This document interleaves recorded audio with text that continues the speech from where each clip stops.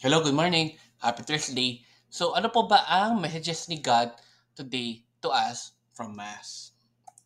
Okay, number one, hear what God asks us to do and act on it.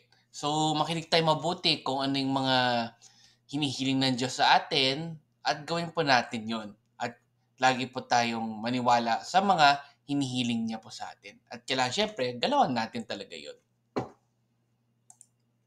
Number two, love is expressed through obedience.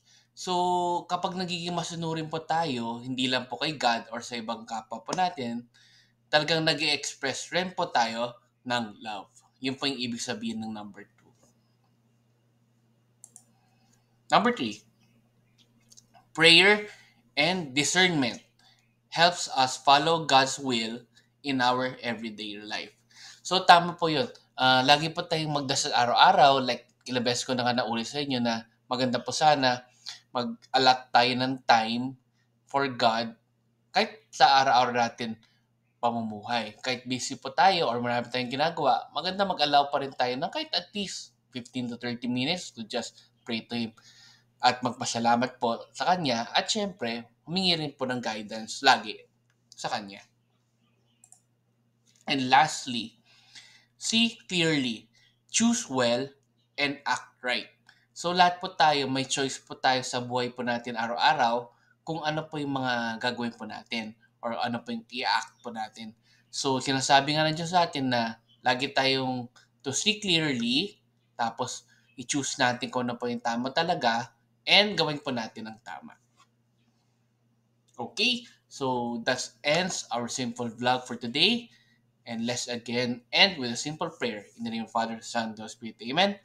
Lord, sana po ay lagi po kaming gumawa ng tama sa pang-araw-araw po naming buhay. Bigyan niyo po kami ng strength na i-choose ko na po yung tama at i-act po kung ano yung tama. And syempre, lagi po magdasal sa inyo at lagi po makinig sa inyo. Amen. In the name of Father, Son, and Holy Spirit. Amen. So good morning po sa inyo. Have a great day. God bless po. And let's end again with our simple thanksgiving prayer. Daily thank you prayer. Lord, thank you very much for all the blessings that you are giving us every day. Thank you for our food, safety, security, guidance, and all your blessings. Please avoid us getting sick from all illnesses and forgive us for all our sins. Lord, I pray that all our hopes and dreams will come true in your own time. Again, Lord, thank you for all the blessings that you have given us. Amen.